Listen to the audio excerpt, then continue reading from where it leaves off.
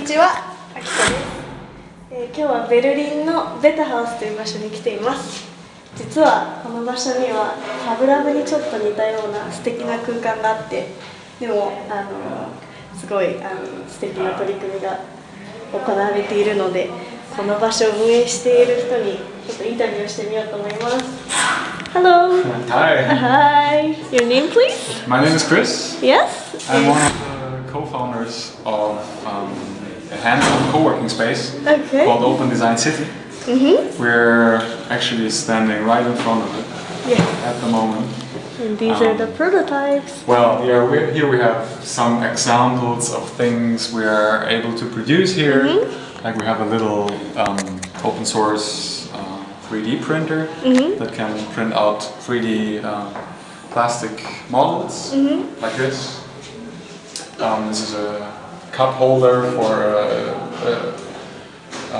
a prototype for a table. We can do welding and foam cutting and vacuum forming and we have CNC milling machines. And we have a bioplastic kitchen where people can cook their own bioplastic material. It looks like this at the end. So all you need to make that is kitchen ingredients like starch, vinegar, some glycerin that you can get at a pharmacy store, and then you cook it all together and you have this biodegradable plastic material that you can then laser cut. For example. Yeah. So all these things can be produced, and all the machines are actually self-made.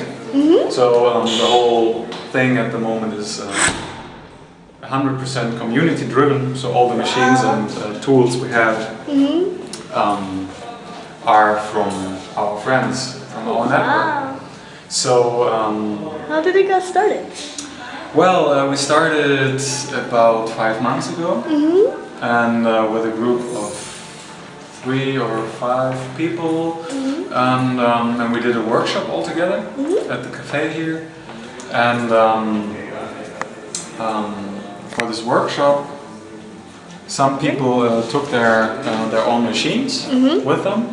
Like most of them are like do-it-yourself. Self-made digital production machines. So we had a laser cutter and a 3D printer and some Arduino, which is open source electronics, where you can solder your own controllers in order to build sensors and stuff. So people who participated could use all these things, and this workshop was a lot of fun actually. So we said, okay, we really want to keep that. And so we had the great opportunity to use that room here to make it happen and to expand it. So what Open Design City is all about is machines, knowledge how to build and how to run these machines. But in the first place, it's the community. Like different people from different backgrounds coming in, sharing their skills and their experience, collaborating, creating together, coming up with new ideas, and building prototypes also in order to make a living from what they're doing.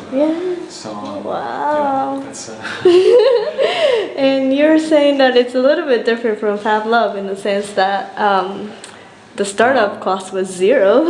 Yeah, that's one thing I'm actually quite proud of, that we were able to just start without any concept or without any planning. So we didn't spend months and years on drawing business plans or wondering how we should do it. We just started because we already had the machines. Like people around us had the machines, and all they needed was just a place to use them. So we just started without any budget. So yeah, this is an approach that we like very much. Yeah. Don't overcomplicate things. You can just try, you know. You don't have to. You can just see if it works. See if it what happens, and then in the next step, you can see, okay, how can I improve the process, or how can I improve the machines, how can I grow the community, and this is what we are doing right now. We are like doing the next step towards a more professional setup with very professional machines. Can even produce cooler things, and cooler things, even cooler things. than this. And yeah, also we're trying to establish a business structure that allows us to sustain the space economically. And how's this business structure work? Well, we found people also in the network that want to be part of that business and that are willing and able to invest. Oh. So we're able to buy parts in order to build the new machines. Awesome. And we can create an environment that is suitable to run workshops. And so we are building some shelves and storage boxes and stuff like that, and tables. So it's taking shape. And, yeah, exactly. We're shaping it a little bit, but we actually do not need billions of dollars. We just need some money, and then we can, in a long-term perspective, like grow it organically. Can you tell me a little bit of why you came to have this idea about Open Design City, and what do you want this space to be, or what kind of outcomes this space would create in your dreams? By education, I'm a product designer. So during studying, I started to create products or to invent products, and I went through this very long process of creating, building prototypes, going into patents and all this legal stuff, and then getting in touch with corporations and dealing with them, and working on contracts and working on the product itself. And it's a very long process, and it takes forever, and it's not a very fun way to do from my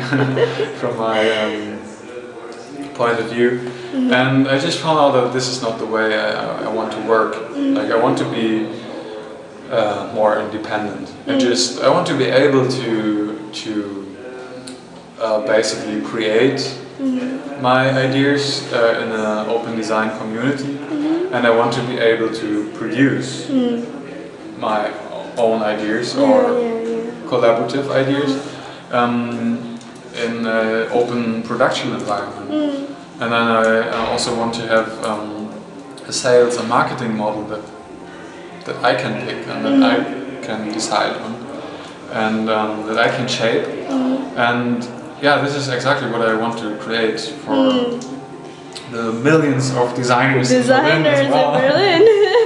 You're empowering them. Yeah, exactly. Like enabling designers or makers or artists to do what they love, and at the end of the day make a living from what they are doing.